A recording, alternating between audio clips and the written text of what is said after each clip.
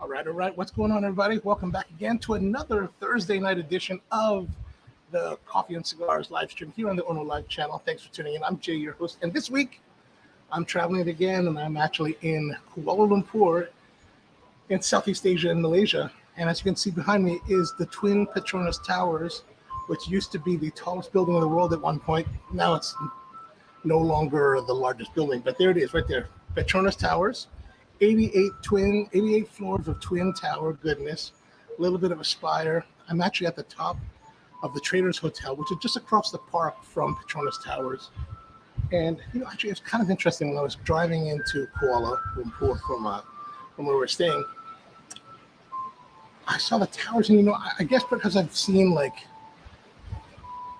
Burj Khalifa in Dubai, the Petronas Towers didn't feel as tall. Like the Burj is like super high, but this one, it feels very comfortable. But there it is. So how y'all doing this week? Hope you're doing well. Thanks for tuning in a little bit early for our weekly show. Normally we start at 8. Today we're starting at 7:30 just because it's now 7:30 in the morning here on Friday morning in Kuala Lumpur. And I've got a meeting at 9:30, so I have to rush out to that. And but I think next week we'll be back with our full episode. And next week's show might be a little bit tricky because it's Friday, June 2nd here in Asia. It'll be Thursday night, June 1st, and back home. And so 8 p.m. is 8 a.m. I think we'll still have time to do the broadcast next week. That's the day that I'm flying from Ho Chi Minh City to Manila. So is that right? Yeah, Friday. Yeah, okay. So we'll see, but we should be all right. But today we've got don't have any real coffee today. What I have is I went to the breakfast buffet. They got a real nice breakfast buffet here. It opens at 6:30 in the morning, and they've got a whole bunch of different foods. There's Western style food, mostly British because they're using the tomatoes and the beans with some eggs. And then there's Mom. What's going on, Mom? How are you, man? Good to see you. Thanks for tuning in. So they've got the typical British style foods, eggs, tomato, sausage, and beans. And then there's also a little bit of Indian. So today they had a dal and aloo gobi with some, roti and some other stuff. And then there's also a large selection of Chinese foods, as that would include, today was a chicken fried rice with some noodle and a couple wrapped, one bao, and then a wrapped chicken. And then there's also traditional Malaysian food, so you've got nasi lemak and things like that. And then there's pastries and a hot bar. There's sushi. There's quite a lot here. It's really quite a good hotel spread. This is it's owned by the Shangri-La Properties company, and they always have very nice hotels. And it's really a nice property, really beautiful. I'm really grateful that the Malaysian Specialty Coffee Association, that's sponsoring my trip for their Latte Art Championship, has put me up here. It's definitely one of the nicer hotels that I've been put in. But anyway, so I grabbed a cup of this tea. It's called Teh Temak. And it is basically tea that kind of has that flavor of a Thai tea that also has milk. I think they're using evaporated milk. Or maybe they're using sweetened condensed milk. Maybe it's sweetened condensed milk because it is a sweet a drink. What's up, Brian, man? How are you doing? Brian, are you back in Baltimore, or are you still out in New Mexico? But good to have you guys. Good to have you. So this tea is, I tried it yesterday, but in its normal form from the dispenser, I mean, they make it, they put it into air pot. It's really sweet. That's too sweet for me. So I cut it in half with regular tea. And it's got this pleasant milkiness. Like I said, it's really kind of reminiscent of the Thai tea. That whatever leaves they're using that Thai tea, that's very similar to what's happening here. And it's a little bit of a darker kind of blood orange color. Let's see if I can change the resolution there. But as you can see, it's got this kind of orangey color. So that's what we're drinking today. It's real nice, real pleasant. I like to cut it down, like I said, halfway to get better flavor. So it's not so sweet. I'm not so sweet, but I'm cutting it instead of yesterday. I cut it with hot water, which was pretty good. But then today I was cutting with hot tea, so that keeps the teeness while lowering the sweetness. All right, so today's cigar is going to be something I've had for a long time. Like this, I don't even know how old it is. I'm thinking that this cigar is actually from 2016, and this is the PBR Cigars Half Corona, the Gran Reserva, 1975. Let me take it out of the wrapper here. And I did choose one of my smaller cigars for this one because time is a little bit truncated. I think next week we'll have more time. For sure, the week after there'll be a lot more time to do a little bit larger cigar. But this is the cigar. I don't know if you've had this before. I've had this many times in the past, and it's really. Oh, I'm glad. Yeah, the tea is really nice. The tea is really nice. But this cigar is something I've had many times. It's a great size. It's got good flavor.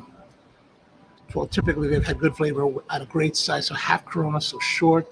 Something that you can smoke in a relatively good amount of time, especially if it's pressed like today. And it comes, as you see, wrapped in a cedar sleeve with a little bit of a ribbon here for prettiness. Let's take it off and have a look. Come on, zoom in. Unfortunately, it's hard to, at least on my end, looks like it's hard to see, difficult to see the detail. There we go. That's better. There we go. So now you can see the detail of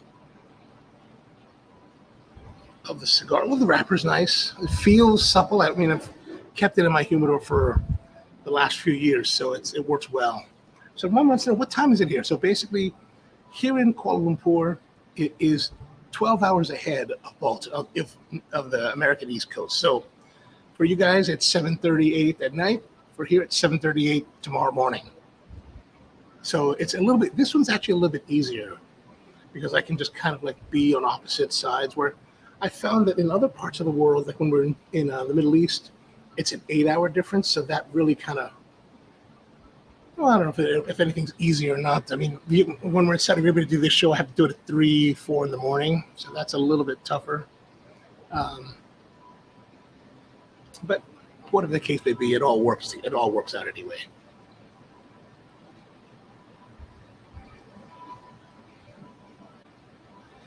Oh, Brian says he had a podcast notification turned on that I thought, is it 8 o'clock? I did have the original file for the broadcast set to 8 p.m. I only changed it this morning. Yeah, this morning for you guys. I changed, and your time was this morning when I changed it to 7:30 because it took me a while to figure out what we're going to do. So I've been here running the Latte Art Championship, and we did our semifinals round yesterday. Today I actually have the day off, so I'm going to go and explore. I've got a friend of mine that arranged for me to have a coffee master come and join me and pick me up, and we're going to go touring around some coffee places, and I'm going to shoot some video for the channel, so it should be quite interesting. So yeah, that's pretty much what we're doing.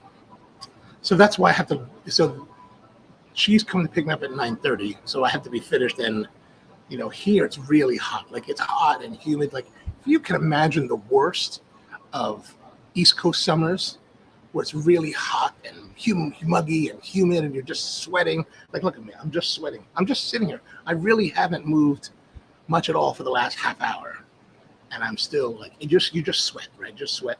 And I was kind of concerned because I'm a little bit used to it because I go to Manila a lot. But I'm calling my friend. I was like, hey, what's the dress code like here? Like, will I look like a pariah if I'm wearing shorts? He's like, oh no, we're very casual in Malaysia. And I was like, okay, good, very good, very good. All right, so we're gonna cut the cigar. I've got my little Gerard cutter here, real cheap cutter. So I'm gonna cut this off.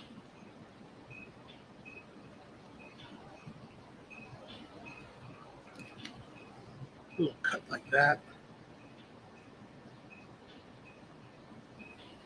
How's that look to you? How's that look? Looks all right, huh? It's all right. All right, let's check our cold draw. Oh, we need to smoke.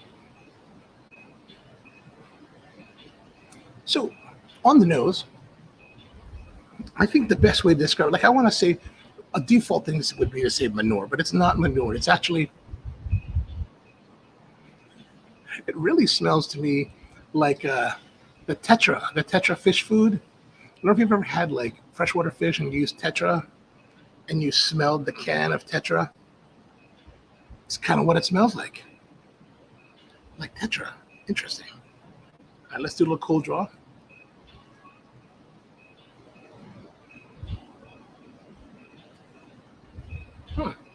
Kind of a mushroomy, woody.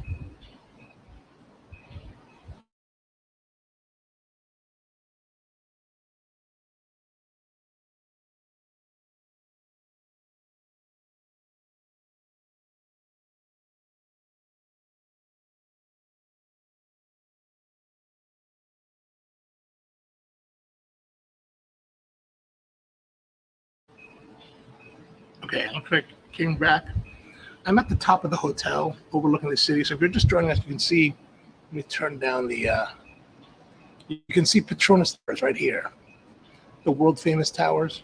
So I'm kind of, well, that's 88 stories. I'm at 34. So not even halfway to the top of the height there. But let me try to adjust this a little bit so you can at least have a glimpse of that.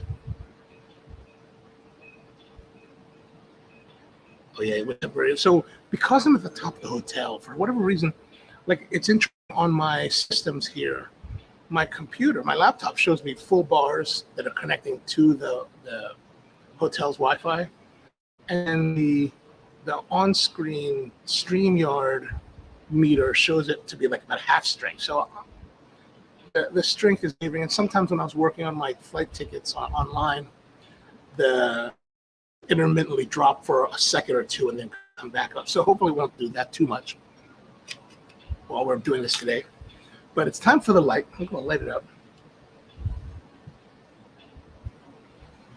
And Youngma's here. What's going on, Youngma? How are you, man? How's the fishing life? Hope it's going well.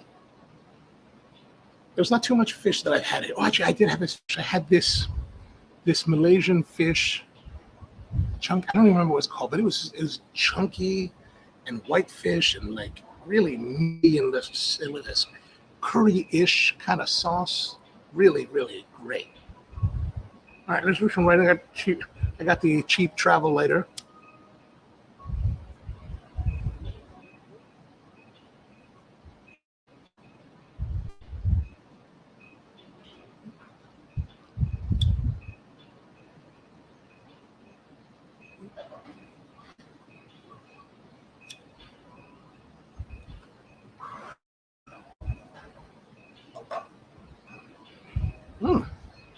Bit of spiciness. I want to say peppery, but it's not. I don't think it's quite peppery. But there's definitely a nice burst of spice and flavor on the light up. Tony's with us. What's going on, Tony? How's the dietary Pepsi? And Georgia, are you having the usual Wednesday? That's what we want to know. We want to know. So we're starting off nice.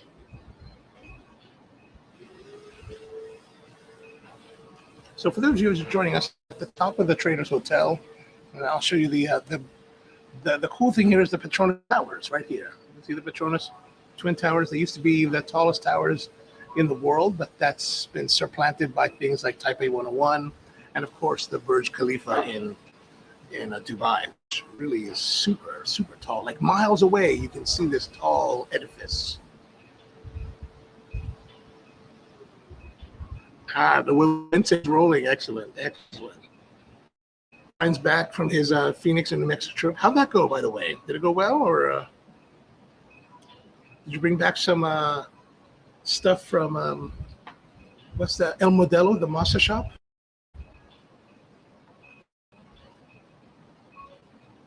And Tony's having that dietary Pepsi with the undertone shade. Nice. So this hotel is kind of interesting because we're at the very top of the setup, and one level below, it's all open air to the level below. As you can, maybe I can show you, so you can kind of see it here, right? So over here, it drops down. There's a pool right here. There's a pool, So you can swim there, and then over here's a bar area. And so during the day, it's a pool, and you can swim and walk around and do your exercises.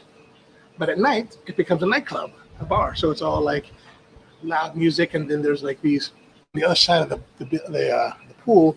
You kind of see it right there. There's these little pits where you sit down, and they bring you drinks, and it has a window here that overlooks the city. It's super pretty. You know, it's nice. But man, you know what? I'm not one that wants to dress up and then come out in the heat and sit down and just sweat myself off. I just don't find that to be terribly fun. So our cigar's starting off nicely. This is nice. Let's try it with our tea. So for those who didn't hear about this, is the tea, the teh tarak, which is a local Malaysian style tea using tea, this kind of tea that tastes a lot like the tea that we use in a Thai tea. That is also mixed with sweetened condensed milk. So you get this kind of orangey, milky, but really tasty tea. But however, the in its original form, it's too sweet for me. So I cut it down by half with some tea.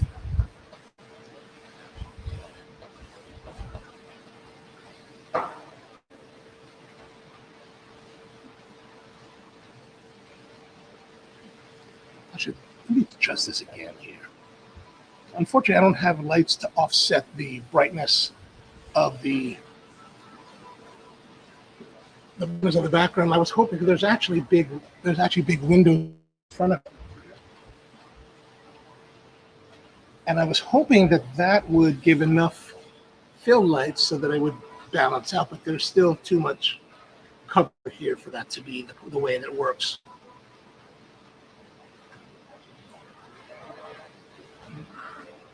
So what's been going on? Anything interesting? Anything good? I took a long flight out here. I started out in Baltimore and jumped on a flight to San Francisco. So that was about 4.5 hours to San Francisco. We were a little bit late for the next flight. The next flight was a flight from San Francisco to Singapore, 17 hours. And I was I was actually like dreading that. Like, I don't really that kind of routing. Like, normally I fly to Tokyo from Chicago because it's about 12 to 13 hours, and I find over the years I've done that enough so that I'm pretty used to it. I'm pretty comfortable with the 12-hour flight and finding a way, just occupying time and making it really easy. Wants to know, yes, we're going to, and I found that longer than 13 hours really becomes difficult. And so I remember one time I was flying to Hong Kong from Chicago, and that's another 3 hours. So about almost 15 hours. And once we passed that 12-hour mark, I remember I was like, this is just brutal. I was so brutalized. I felt so like need to get off. But this time, surprisingly, now I'm talking 17 hours. Like, this is one of the longer flights in the world. It's what they call ultra, right? I think the longer flight is the 19-hour flight from New York to Singapore. And I was really thinking it was going to be brutal. I got an economy class seat. I reserved an aisle seat, which is what I always do with United. I got the economy class, and I was like, okay, if I'm going to bid for an upgrade, I'm going to bid on this flight. I needed. So I bid on the upgrades to the different classes. And, one of the things that's interesting, we're flying out of San Francisco. So San Francisco on a weekend, it's a Sunday night. It's probably the worst time to fly, meaning that the flight's pretty full.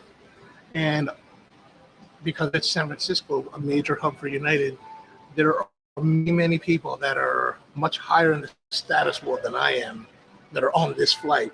So I remember when I called, they put me on the list. Like, okay. I said, so where am I? She's like, you're 16th on the list, and there are 12 openings. Like, okay, well, guess I won't get that. And then there was another option to upgrade to the premium economy, which is a wider seat. But actually, I did that flight but from Belgium, from Brussels to DC, and I got that when they first introduced it. And actually, I hated that seat. I hated sitting there because here's the thing, like I'm not a small guy. I'm a big guy, right? So one thing that I can do, whether like in economy, right? If I get an open seat next to me, I can lift up the armrest a little bit, and then I can man spread a bit. And let the feet stick out a little bit. But in these premium economy seats, they have the trays that go down between the seats, so there's no armrest, and it's just a hard wall.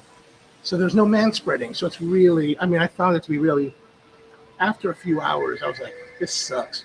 Luckily, that flight from Belgium was fairly light. So actually what happened to me was that I was in the aisle seat in premium economy.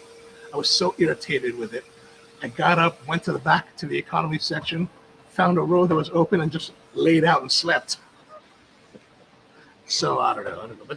But it turns out that O'Brien says that Southwest turned a 4.5-hour flight into 7 because they suck. Oh, I'm sorry.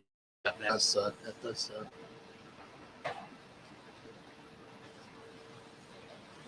I guess the one thing, West, that you should be thankful for is that you're not flying on Spirit or Frontier.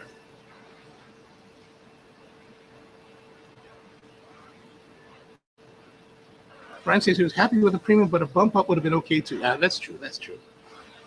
But like for me, I ended up without any upgrades.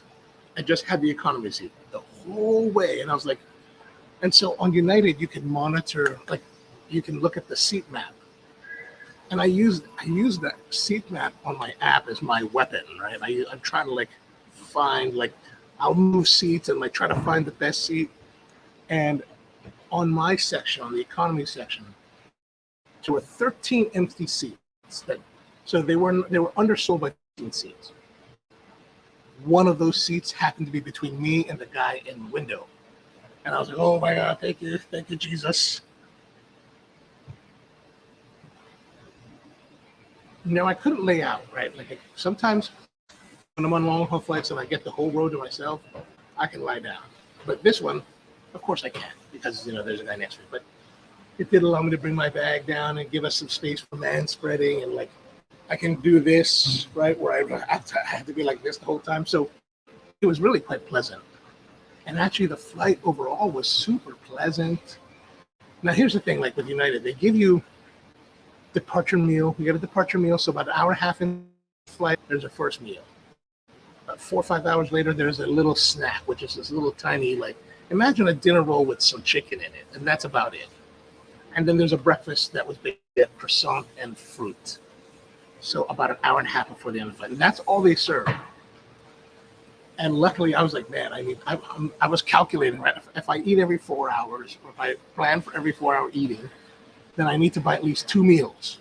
So I bought 2 meals at San Francisco airport, 2 different sandwiches, brought them on board. Perfect. It was perfect. Everything was perfect. It really. So if you ever get stuck with that, these 17-hour flights, buy a couple extra meals, bring them with you, makes it much more bearable. Actually, it was very pleasant. Like those 17 hours went by fairly fast. Now, had I been a guy sitting next to someone else, that would have been a long flight. It probably would have been a very, very long flight. So, yeah, there it is. So anything good going on? Any cigars you guys had this last week that have been really great?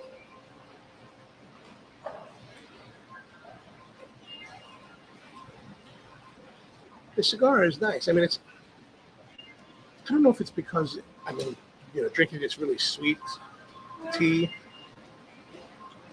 I wonder if that's kind of holding back, or maybe just the age. It's a little more mellow on the cigar than I was expecting it to be. Like I said, I think this is from the 2016 year.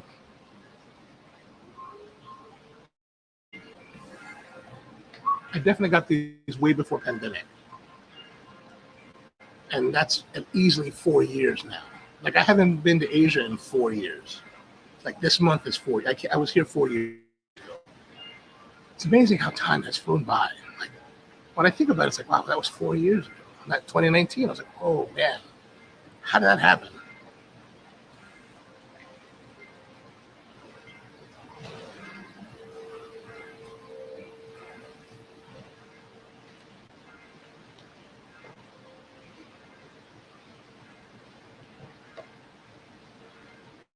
It's a maybe we describe it. There's a little bit of a dirty flavor to it. Where it started off with spiciness, it just feels kind of like that dirty tobacco flavor.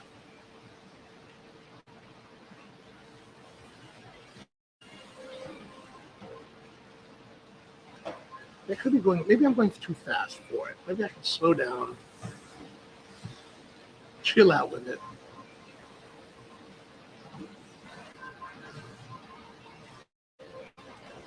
One thing about Malaysia that's interesting, like I've never been to Malaysia, right? This is my first time here.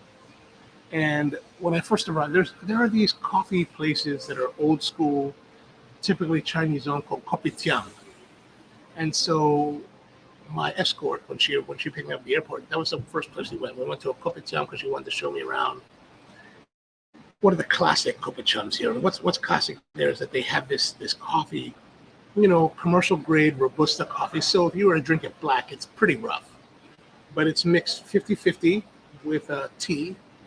So there's this tea that they mix at 1-to-1 ratio and a little bit of sweetener to it, right? So it's kind of pleasant. You can still taste the roughness of the coffee, but it's because it's sweet, it's pleasant. And then a couple of dishes like, what's it called? Chotui kiao, which is a Asian style noodle dish, really tasty. And then one of the classic things that goes with coffee or tea here is something called kaya toast. And at this particular place, which is called Tong Ki, they're known more for their croissant kaya toast. And so what that means is that they're taking bread or this croissant, and they slice it they slice the croissant in half. They take 2 slices of bread, they toast them, and they toast them pretty well. Like, it's not that light toast that's kind of wimpy. It's like toast, so it's got some crunch to it, right? Which is what I prefer. And they put this thing called kaya on it. And what is kaya? Kaya is this green, like mucusy looking jelly. And I just say mucusy looking because it has that kind of weird, like fluffy texture, right? But it is green. And the green comes from something called pandan. And pandan is this, I don't know if it's an herb or a plant, but it's definitely a plant. And we use it in Southeast Asia for different foods to flavor with, or it's a very fragrant flavor, right? In the Philippines, we use it for some more desserts type dishes. In this case, they use the pandan to add some fragrance to the kaya. And the kaya is made with coconut milk, eggs, sugar, and then this pandan juice. And you just kind of like whisk it all together and slowly cook it over a double boiler to get that heat for it to curdle and to cure. And it becomes this paste. And you take your toast, you spread it with some of that, and then you take a couple pats of, they say butter, but it's really margarine because it's cheap.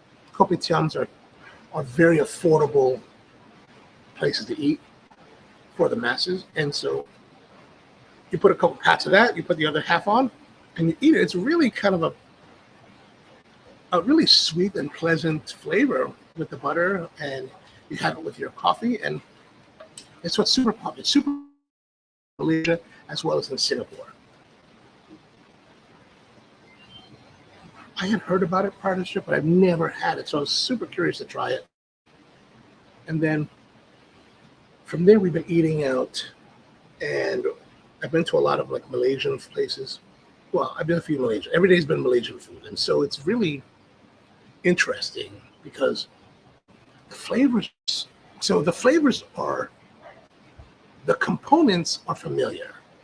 The flavors are like, for me, totally different. Like, I've never really had Malaysian food, so I don't really know what to have. I don't really know what to expect, but it's very different.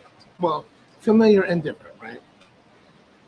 But the other day we were at a place called Madame Kwan's, and I ordered this thing called nasi bojaran, which is basically like a flavored rice, a piece of fried chicken, some beef rendang, which is this beef stew kind of thing, and then this shrimp. Maybe it's called shrimp rendang. I can't remember what it's called, but it's basically shrimp. And what they did is that they left the head on. They left the piece of the tail, that part that you really hate, that with the little fins. But that whole tail part, they cut all that out. It was kind of like steamed or something. And they served it with this sauce. And one of the Malaysian guys just told me yesterday what it's called. I can't remember the name now, but it's kind of like a sauce, but not a sauce. It's really thick. It's more like a chutney, but it's not chutney. And it's basically made with like spices and onions. And the onions were there. So, okay, there's onions. Really beautiful sweetness. Well, I like it because I think, I was like, this is jackfruit, right? There's jackfruit. So it's savory. It's a little bit sweet. It's really like surprising and delicious. And I was like, oh my gosh, man. So I was like totally into it.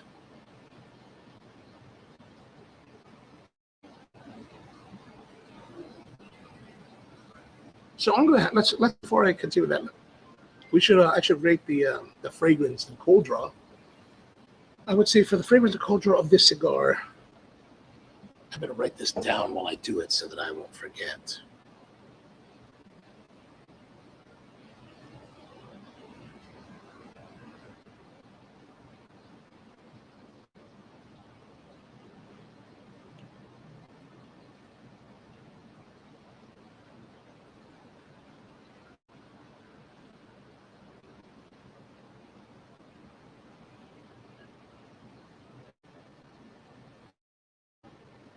I would say the fragrance was very good.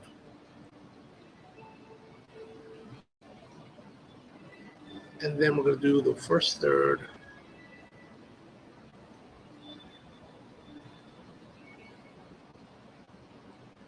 I mean, I'm wondering where the first third really should be, since it's such a small one. I think we're going to call the first third right about where the tip of my finger is.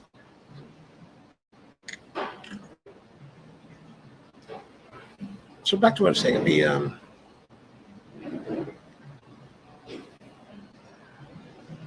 So the food's really interesting because like it's got complexity, depth. It's new and it's stuff that's unfamiliar but familiar. But the thing is that there's things that I don't know if I like it yet. Like it's good. Like we had this one thing called otak otak, and otak otak is basically this kind of like fish loaf, right? They take the fish, and I guess they must chop the fish or something, and they mix it with some spice, and they kind of mold it, and they're molding, and this like little like loaf. They wrap it with like banana leaf, and then they steam it. Like it's good, but like it's just so new to me. So it's so new that I don't know if I like it. I mean, I don't know. I mean, I like it. I don't know if I really am, digging it. Like, am I in love with it? I don't know. It's so interesting.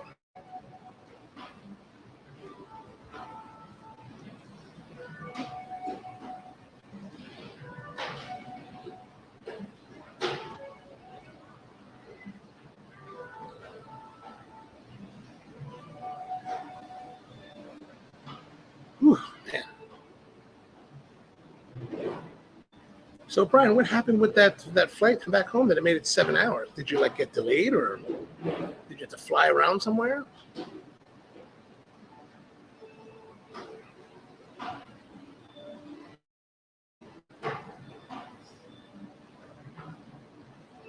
I wonder if I'm going too fast because it feels a little bit warm right about here. Actually, right where my fingers are, it's feeling warm under the wrapper. So I probably should slow down.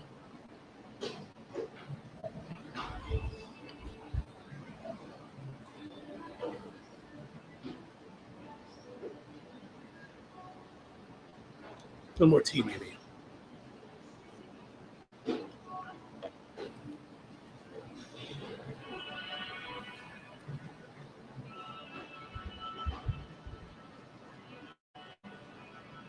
So the culture here is really interesting. Like the populace of Malaysia, from what I've been told, is shared by three major ethnic groups. There are the Malaysians, historically Malaysian, Malay. There are Chinese that are of immigrant families, not necessarily direct immigrants, but at some point, but they still are Chinese.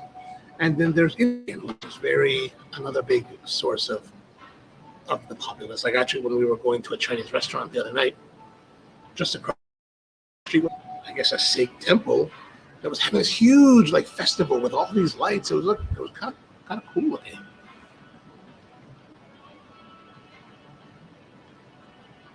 And I'm not sure if what I'm going to see next is true, but it's kind of my feeling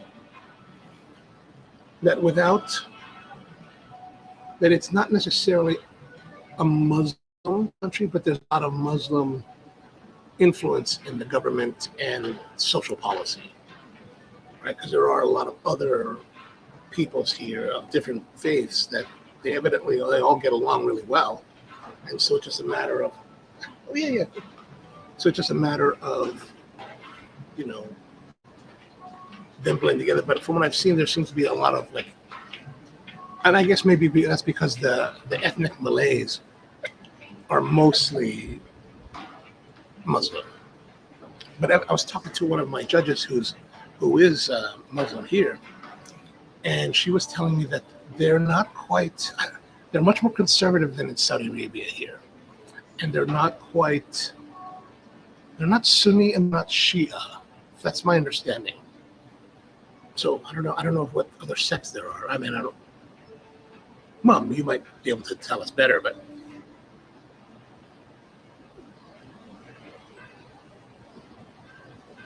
I have heard the cult. Well, the first night that I was here, we stayed at a different hotel, and a mosque nearby. So I was able to hear the call to prayer throughout the day.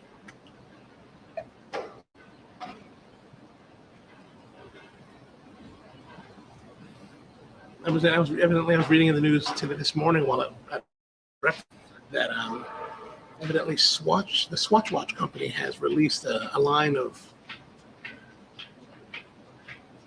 colorful watches that I guess are LGBTQ themed, and so they were removed from the government came and removed them from those Swatch stores. I was in the news today, and I was like, oh, interesting.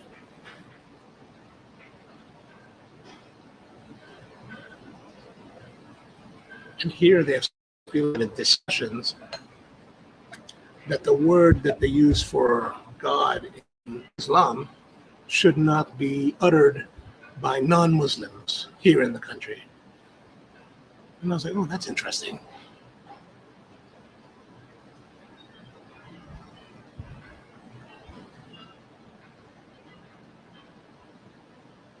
But it's interesting here. They see everyone seems to get along very well. It's a very friendly society. Well, at least in the small interaction that I've had with it. But the first day or so, we were more out in the industrial area of the city, so very much a local area. Whereas here at the Traders Hotel, which is downtown, it's much more international, a lot more visitors and tourists. The hotel is directly attached to the Kuala Lumpur Convention Center.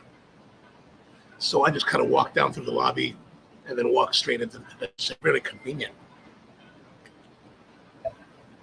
But of course, since we're down here, there's a whole bunch of people from all over the world. Actually, I ran into a friend of mine from Australia just when I was checking in. I was like, oh my gosh, Justin, how are you? He happened to be here for the coffee show as well. So I guess I shouldn't be terribly surprised by that. But I wasn't expecting to see him.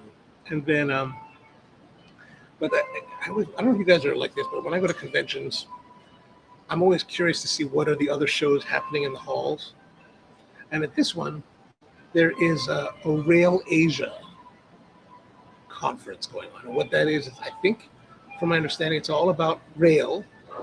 So if you're someone that's interested in building rail in your nation here in Asia, all the companies that are involved with everything to do with setting up a railway are here for you to talk to. Whether you're buying train sets from Germany or Japan or whatever, you can buy those. You can buy switching apparatus, rail apparatus, logistics. There's conferences. There's talking about how to put together a workforce for that. It's like, it's kind of fascinating. Or how to build an LRT. And I was like, huh. I was like, I should go check that out.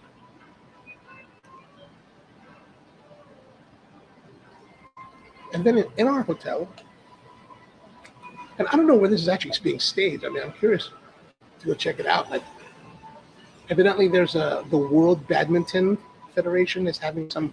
I don't know if it's. I imagine it's their world championship, because in the hotel I see people from all over the world that are going, that have badminton shirts on.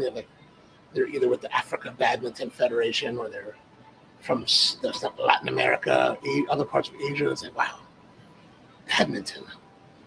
I need to go check that out. But in the convention center, I didn't see any more signage about the badminton tournament. So what I need to do is actually ask one of these people that I see that have badminton gear on and be like, hey, what's going on here? Is there a tournament that I can watch?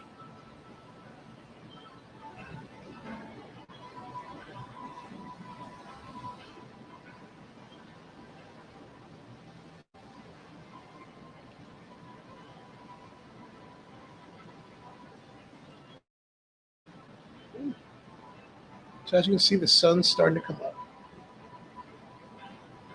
I mean, it's been coming up, but I mean, now it's starting to get higher. And you know how it is when you're in like humid conditions. You're just sitting there, you're just still sweating. You know, when it's just hot, you sit there for a while, you kind of like level out. Your body, your sweat evaporates off of you, and then you're just kind of all right. Here, it just sweats. Sweat just continues. You're surrounded by humidity.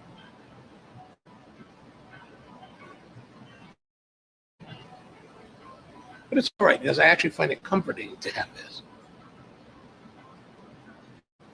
Like when we first got here, we went to that Tonki place, and I was kind of thinking maybe I'll be too hot for this, right? But I was like, you know, it's all right. Just wearing shorts and a t-shirt. Easy. Not bad at all. I can't complain.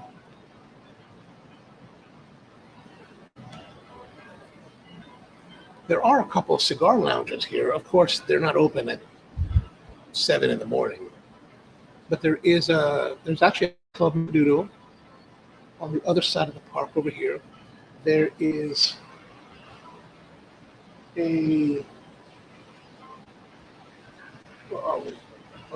there's also a La Casa del Habano this way on the side of the park. And there's a couple other lounges scattered around the city, but I haven't had a chance. I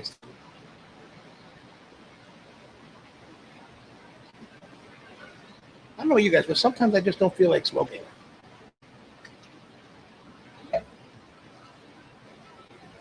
Sometimes I just want to chill, relax.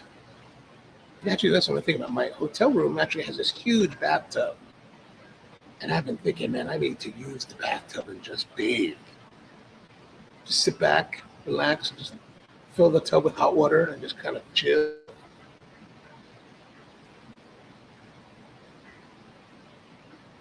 Maybe I can do that tonight.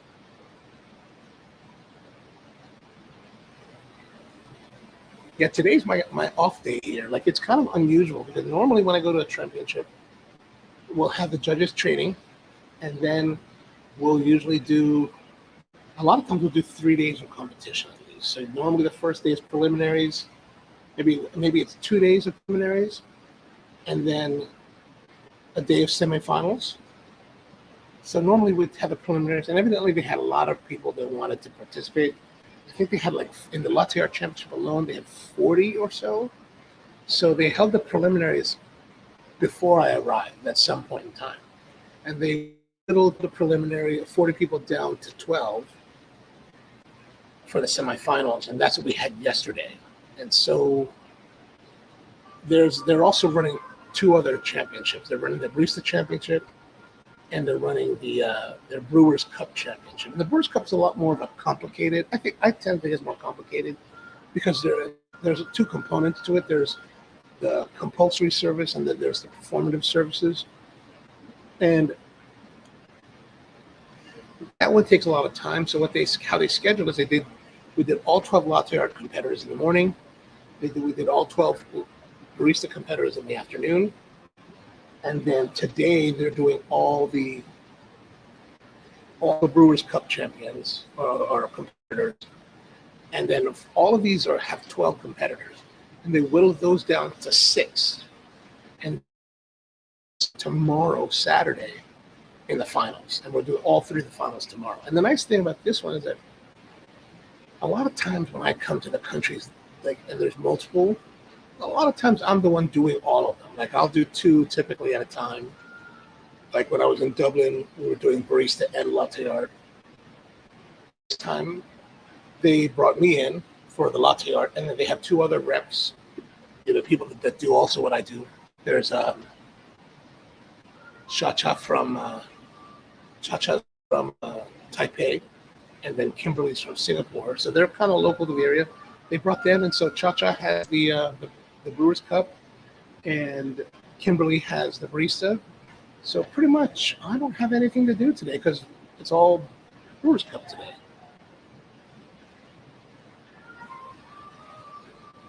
Which works out well because one of my good friends from college, he married another friend of ours in college. She was from Okinawa. They live here now. They have kids, and they've been here. And every year that I come to Asia, he's always messaging me. He's like, "Hey, you gotta come to KL and visit." I was like, so finally this time I was like, "I'm coming to KL and I'm coming to visit, so let's go out." And so meeting him and a friend this morning, we're gonna go tour around some of the coffee places for a few hours, and then come back to hotel, chill for a couple hours, and then we're gonna go out to dinner somewhere tonight. So it should be a nice time. So that really worked out well that I had a day off here. Because usually it's like with Dublin, for example, I flew in.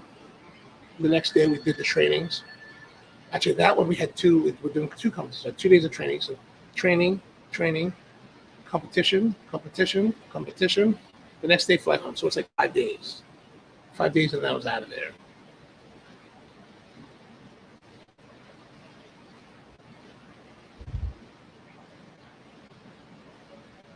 Okay, so I'm going to say we are through our first third. Now, I'll be honest with you, this is a cigar that I've always liked. Like, I think it's a great size, and it's a fun smoke. I think today it's just, I got to say, let's say like the flavor of this, well, let's say the body, right? So the body, how would I describe the body? The body is kind of medium plus.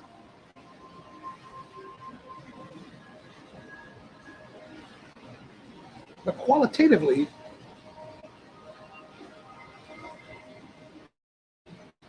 it's good. Actually, I was thinking I wanted to say like a good plus, like 7.75, but really when I think about it, it's just good. So I'm going to say 7 for the body. And then the flavor, like I said, it was a little bit dirty. I think the flavor is good. It's good. So I'm saying 7. 7's for body and 7's for flavor.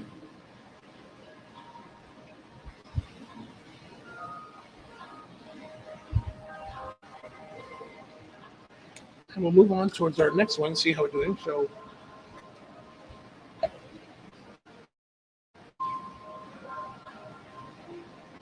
so far, construction is really good. There's nothing inherently wrong with it. It just doesn't have it's just not wowing me, But it's a cigar that I've always enjoyed. I've always favored. I bought plenty of these cigars over the years. One of the things about PBR cigars is that they're relatively difficult to find.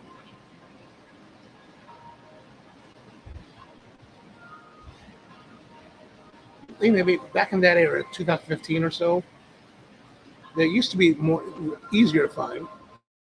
And I think from what I'd heard from other people was what hurt PBR was that they were selling a lot of cigars to the online retailers, like I guess like Cigars International and stuff like that. And the prices that they were selling them for allowed CI to sell the cigars for either the same price or less than what the retailer could buy it for. So if the retailer can't even match the price, why are they going to carry it? So I think they lost a lot of brick and mortar retailers because of that strategy to sell more volume. So I think that hurt their retail presence. And so therefore it's a lot more difficult to find these cigars. And he does have some nice cigars. Like I've always liked these. I've always liked his Series Privada, especially the Maduro SP54. I thought that was a fantastic cigar. George says, have you ever smoked a cigar this early in the morning? You think that could affect? That's a good question. I've smoked these cigars many times over the years, so I would only be able to surmise that maybe as an answer. Probably, but also let me qualify that with a probably not. Mainly because I don't normally smoke cigars this early in the morning. Like I don't really seem to have a life where I can like you see those guys they have coffee and a cigar in the morning. I never seem to have that opportunity. And you'd think that I would, since I own a coffee roastery and I'm there pretty much all the time, that maybe just have a coffee and a cigar in the morning. But it could be. This could be just a much more fruited cigar that maybe my morning palate might not be ready for. However, conversely, I have been awake since 2 a.m. So I was really exhausted, right? So here's the worst thing. So like I said earlier, we did the semifinals one. So I was pretty much done by 2 p.m. And I didn't really have anything to do. And I kind of didn't want to hang out at the trade show because I just came from a trade show back last month. And this one's really small and there's not much to see. So I decided I'll just go back to the hotel room and chill. And that was probably one of the worst ideas because basically by 5 o'clock, I was dying. I was like so exhausted. I was like, I just need to lie down for a bit. And so I didn't really quite sleep. I just kind of laid down. And then right around 9 o'clock, I was like, all right, it's 10. It was almost 10 o'clock. I was like, all right, I'm going to go for it. So I went to bed, woke about 2:30, couldn't go back to sleep. I still needed to book flights. So I got here. I don't have my onward flight to Bangkok next. So I had to work on that. And I had a lot of problems with like getting the transaction to go through. So I had to call the US, but call the bank back in the United States and work with them, and then work with the airline and work with them and work with the airline. It took like a good hour and a half to figure out. And then, so by the time it got to be 5 o'clock, I was like, I'm getting hungry and the buffet is closed and I have nowhere to go and nothing to do. So I've actually been awake for a good 5 hours, 6 hours now. So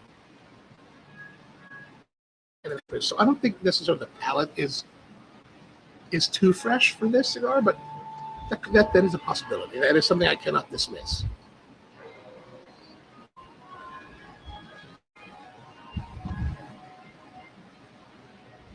I mean, I also haven't really smoked this cigar in probably 4 years. Probably the entirety of the pandemic, I didn't smoke any of these.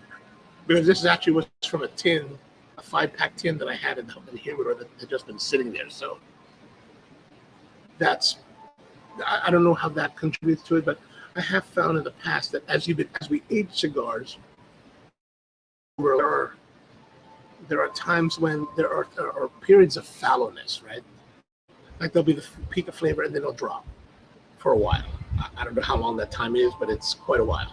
And then it can rise and become good because I've had cigars like these Fuente cigars, this Selection Privada number 1s that I bought in like 1996. I remember I had them. They were nice cigars, right? The green labels. And then years later, after they'd been sitting in the humidor, I tried one and it was in the fallow stage. And I was like, oh man, I totally lost out. I totally wasted my time. These cigars suck. They did not enhance. And so I just didn't bother with them. And then a few years later, I tried it again and it was really good. So I don't know if that has a factor to play here with this one, but maybe. Not to say that this is a bad cigar. Like it's still, like if I was not smoking this critically, like so right now I'm smoking it critically, right? Thinking about the flavor, thinking about how to describe it, thinking about how to grade it. But if I was just smoking it for pleasure, it's perfectly fine. Like it's not one that I'd be like, this is terrible. I just want to get rid of it. This is perfectly fine, perfectly serviceable.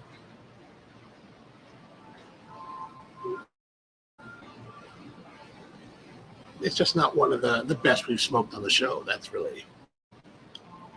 I think that's really where we are with this.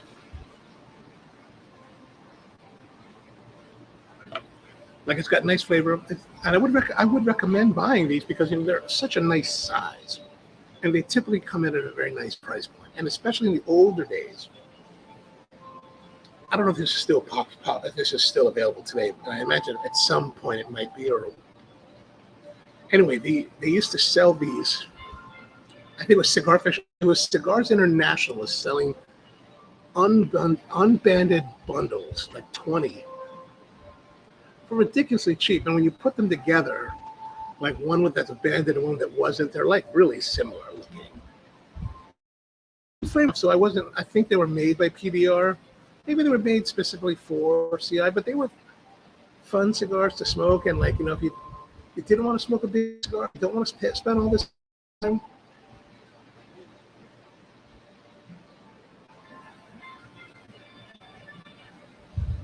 George says that 10 a.m. is the earliest I ever smoke, only on Saturday. Oh, that's nice. That is nice. That's a great way to have your day off. Chilling like a villain with some drinks. I must say that I do sometimes have that fantasy of like sitting there at a cafe, or maybe just at a cafe table, sipping on some like coffee or something, smoking a cigar. The sun is rising. It's nice and temperatures are good. Like, honestly, if I was here in Southeast Asia and it's as hot and humid as it is now, I don't know if I'd really want to do that. Like, I'm doing now because we have the show, right? So I will. But if I was doing this for pleasure, I don't know how much I'd find this pleasurable. Like yesterday afternoon, I thought about, when I didn't have anything to do, I thought, okay, maybe I'll go back to the hotel room.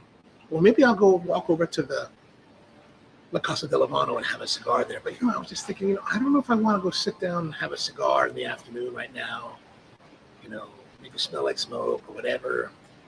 Plus, it's La Casa del Habano and they're all Havanas. And Cuba Tobacco's been raising prices like crazy. And I didn't want to pay $4 just for a cigar because I was bored on a Thursday afternoon. You know what I mean?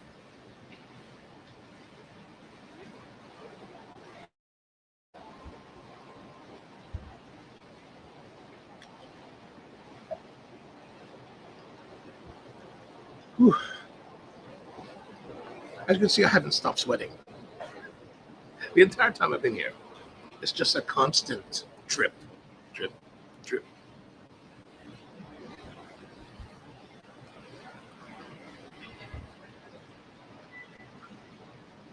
Like when I left the United States, I brought a little towel with me, like a sweat towel. And I had it with me on the first day. And I don't know where it is now. I think I've lost it. I need to harvest another one from the hotel.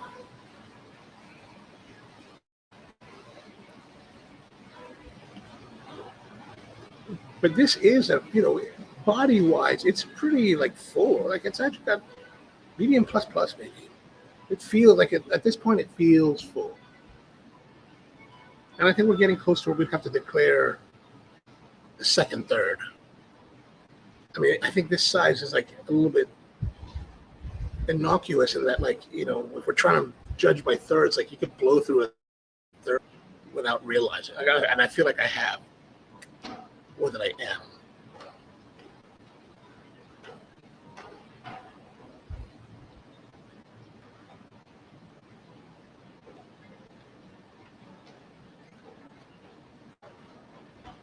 A couple weeks ago we talked about going to get together in Philly. What do you guys think about that? Is that something you guys are really interested in? I think that'd be kind of fun. Maybe you had to do a meetup, smoke up in Philly somewhere. Let me know what you guys think about that. Maybe we could plan for that sometime in July, maybe. Or maybe into August, whatever's more convenient. Probably have to go back to school.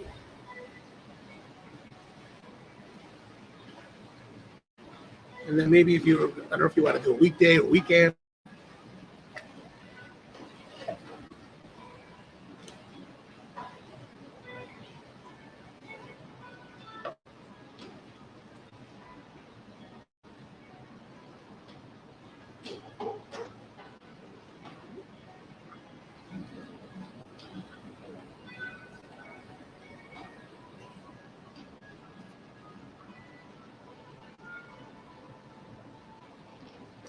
One of the things that I thought was kind of interesting, I was talking to one of my buddies here, one of my hosts from the association. We were out to dinner, and he was telling me, and somehow the idea, the topic of prostitution came up, and he was like, prostitution's illegal here, and I was like, huh.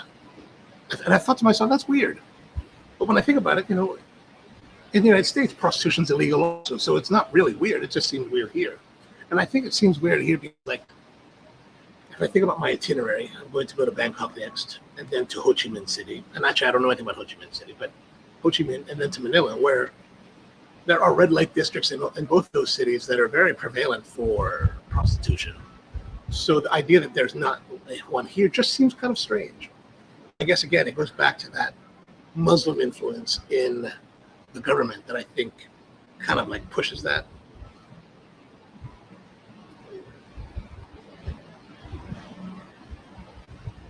Which is fine. I'm not going out to look for that. But I was just like, it just came up conversation. I was like, oh, interesting. And then I was like, so is alcohol illegal? No, you can drink here. I was like, okay.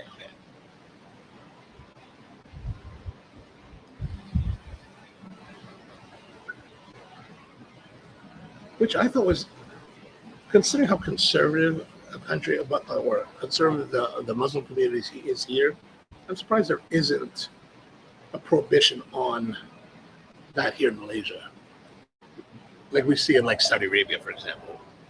Which I must say, I do really admire that in Saudi Arabia, that prohibition on alcohol, because I think it gives a whole different vibe to nightlife. Like, I find nightlife in Saudi Arabia to be really conducive, like really convivial, right? So you can go out to like most any restaurant or like coffee shop and hang out with friends and until the morning, like 4 or 5 in the morning, and there's no drinking, there's no craziness that comes from that.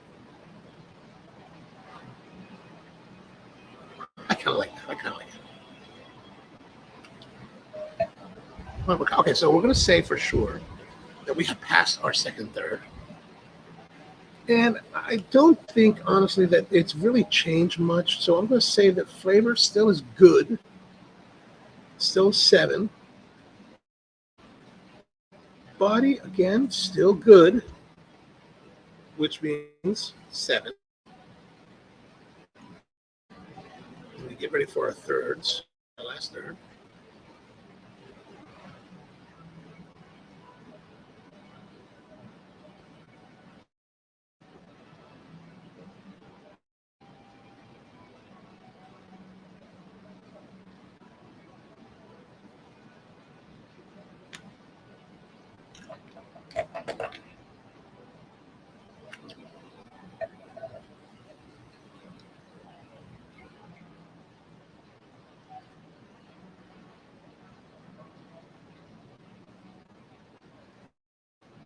Not bad.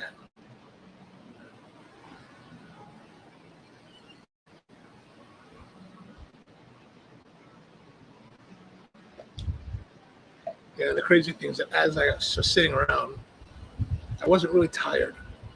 And then right around 6:15, then I started to feel tired. Oh, now I could actually sleep. But that's when I actually have to go because the breakfast buffet opens at 6:30. So I wanted to be there at 6:30 sharp so I could be ready for this. So it's like, oh man.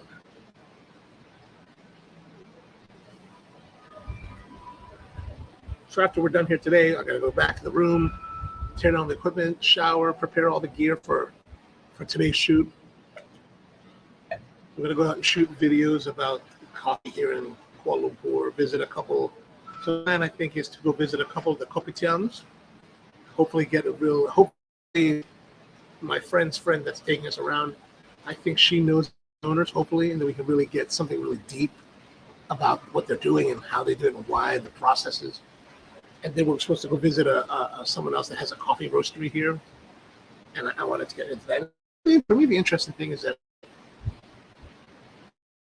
these are not specialty coffee type shops that I do. These are more like local, more the indigenous coffee scene. And of course, all the people that I'm working with here in country are from the specialty scene. There's a couple that I met that are my judges that I think are really interesting. Like this one woman, this one girl. She's cool. She's kind of hip. She's kind of got this kind of gothy like purple hair and like Susie and the Banshees type of like eyeliner. And she has a coffee place. She has a coffee shop, but coffee bar and bar. So she does like coffee and cocktails. She opens at like I think 3 in the afternoon. It runs until like 3 in the morning. And I was talking with her yesterday. She seems really well thought out for what she wants to do, like really progressive. And I'm kind of wishing I had the time to go visit her place. Unfortunately, I fly out on Sunday, so my time is limited. But I would like this other guy, one of the guys of the association, he was talking about his operations and focus that they take. And I was like, you guys sound like the kind of coffee shops I like to visit. So when it comes to like coffee places that I want to visit and feature on the channel, it's really like some of the more indigenous stuff that especially coffee people wouldn't really pay attention to. And those operators that are really, really like progressive and thinking in a different light.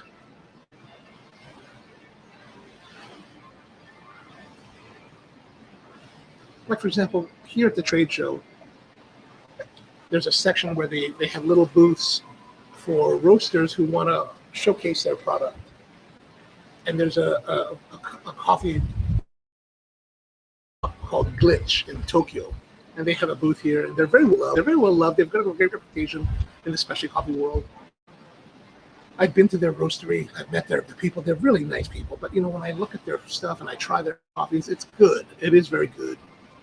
But it's pretty much the same. Like, specialty coffee has become, from my point of view, a coffee professional insider into this world, is that they're all very similar. Right? There's a formula going around. Light roasted coffees, roasted in the style of the Scandinavians. And it's all bright and it's all, it's interesting, but it's not, to me, it's not that interesting, right? So when I'm out and about, I like to look for places that are interesting, people that are thinking differently, thinking deeper.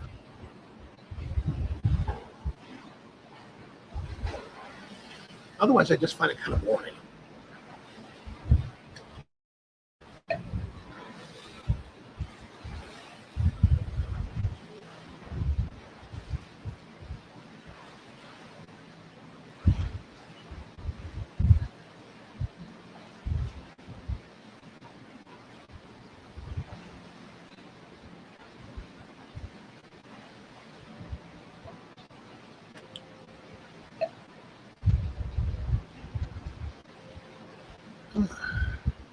We're getting down to it, man. Look at that.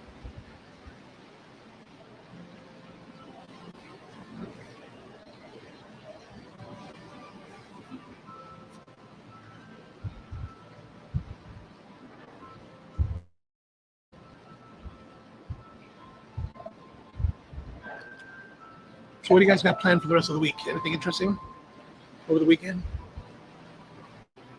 This weekend, of course, like tomorrow, it's Saturday here. So right now, it'll be Saturday in the morning. So your Friday night will be my Saturday day. We'll do the finals and then probably, do whatever we do. We normally go out to eat after celebration. And then Sunday afternoon, around 1 o'clock, I fly to Bangkok.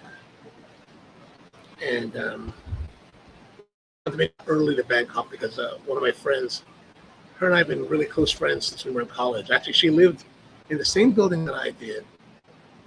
And she was like one level down. And we were always hanging out. And, of course, she's married. She's got her own world now. But I called her up and I said, hey, I'm coming to town again. She's like, oh, when are you coming? I was like, well, this is the day that I'm thinking. She's like, I can only do Sunday. So I was like, okay, Sunday dinner. Let's go.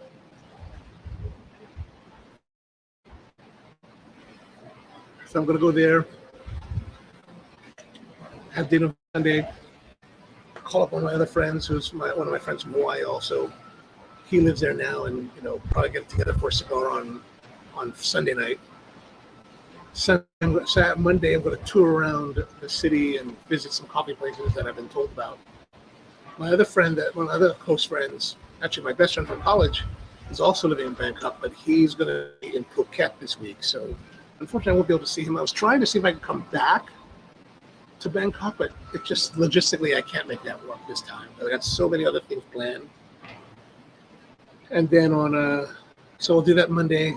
And so Monday I'll tour around, and then Monday night I'll hang out with my other friend again, cigar guy, have some cigars. And then I'll have some time on Tuesday to hang out in the morning in Bangkok. And then Tuesday evening, I fly to Ho Chi Minh City in Vietnam, which will also be my very first time to go to Vietnam.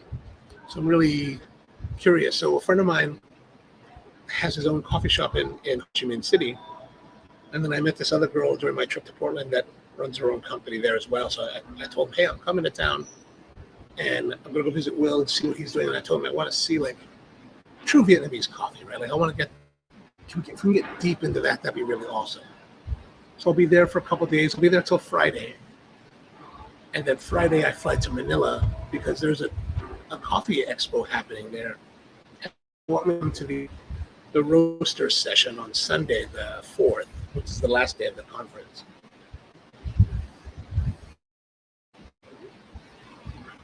So like I said, the flight on Tuesday, I flight on Tuesdays in the afternoon to Manila. So I think we should have enough time a week from now to do this live stream from Ho Chi Minh City. I'm staying at this place called The Bloom. It's a hotel, actually next door to my friend's coffee shop. So I was just booking it up this morning. I got the last room in the whole place. So I was like, okay, good. I got a place to stay. Hopefully there'll be a place to have a cigar where I can go next Friday morning and have a cigar with you guys.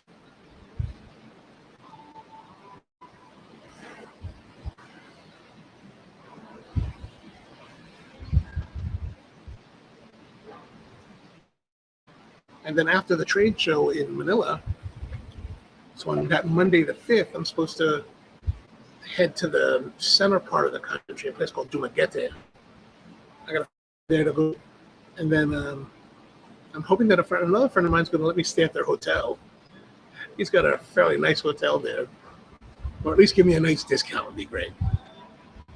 And then from that, I'll be there for like a day or two, and then head up on that same island. There's another city where another buddy of mine has a coffee shop that I've been wanting to check out in a town called Polo. So I'll be there for a day or two and then come back to Manila. Oh man, this is burning my fingers now. Burning my fingers. I'm going to have to put it down.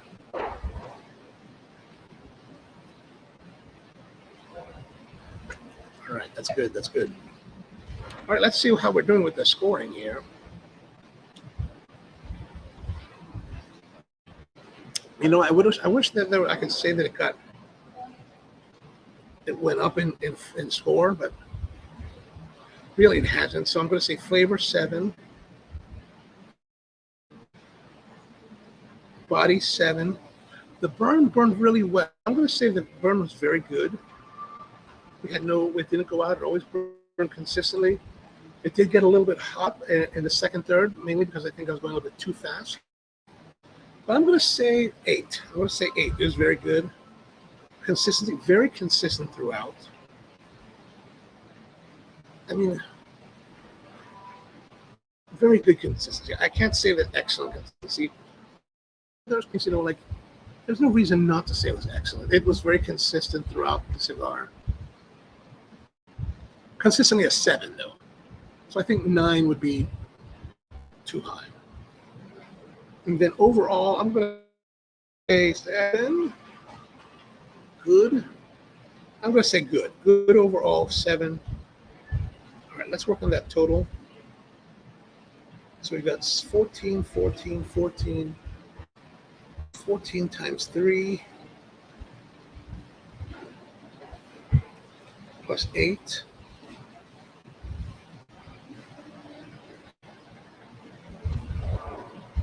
plus 16 plus 7, and that gives us a total of 73. So that'll be 73, which, from what I recall from our our table, unfortunately, I think that places us. That's probably the lowest ranking cigar for the year so far. Now, does that mean that it's a bad cigar? No, I would not say it's a good cigar. A cigar that I think is worth buying because it does have good body. It has really good body. The flavor's good, but one of the big reasons for this is that the size is so great, right? Like you got a good amount of flavor in a small package, very convenient for short smokes, anything like that. So I think that's really the beauty of this cigar. That's really where its strength lies. Of course, I wish I could say it was a 90, but it is what it is. All right, my friends, it is now 8:45, 8:47. Be ready by 9:30, so I got to go back and tear this all down and shower and get myself together.